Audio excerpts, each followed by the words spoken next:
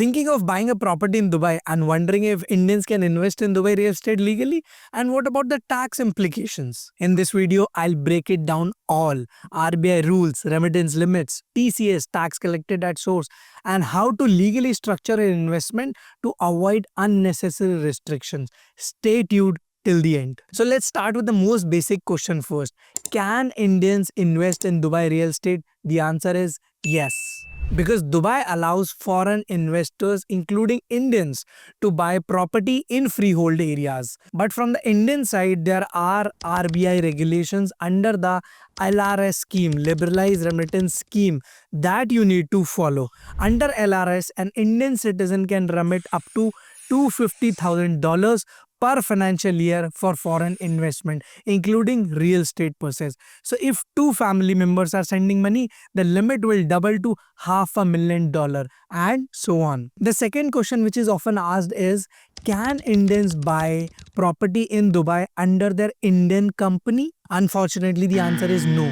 Under RBI's Overseas Direct Investment Rule, which is ODI, any private limited company, LLP, partnership cannot invest in real estate abroad unless the property is for business purpose, such as setting up an office, factory or warehouse. That means buying a residential property or a commercial property only for the investment or rental income is not allowed for Indian companies under the ODI rules. But don't worry, there is completely legal way for Indian businesses to invest in Dubai real estate. So what's the magical solution? Setting up a company in UAE and purchasing the property through that company. And here is how it works. Step 1.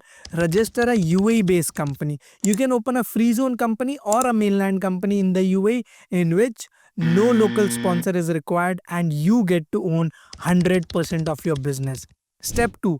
Use this UAE company to buy a real estate property, be it residential, commercial or anything of that sort. Since the company is legally a UAE-based entity, this is not subject to RBI restrictions. You can purchase both residential and commercial under the company name. Step 3. Remit funds from India under LRS.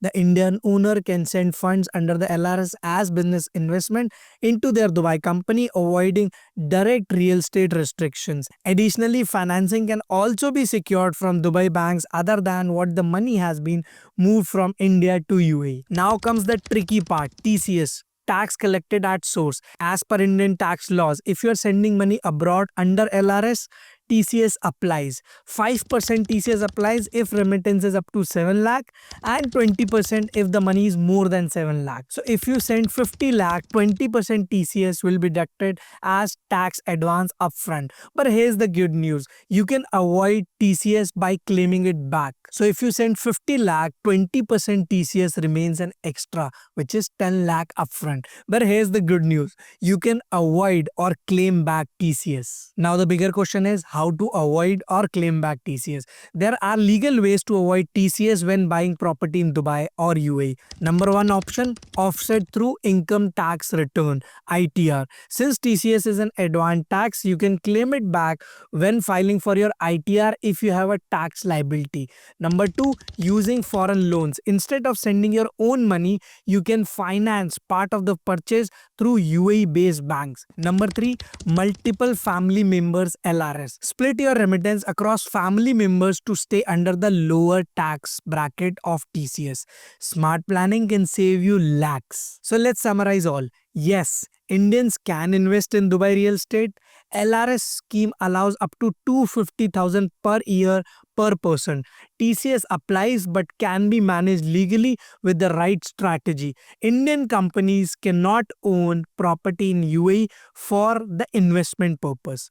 The best legal way around, setting up company in UAE and buying property through it. So if you found this information useful, hit the like button. And if you're planning to buy a property in Dubai, UAE, let us know in the comment box. We can help you guide through the process.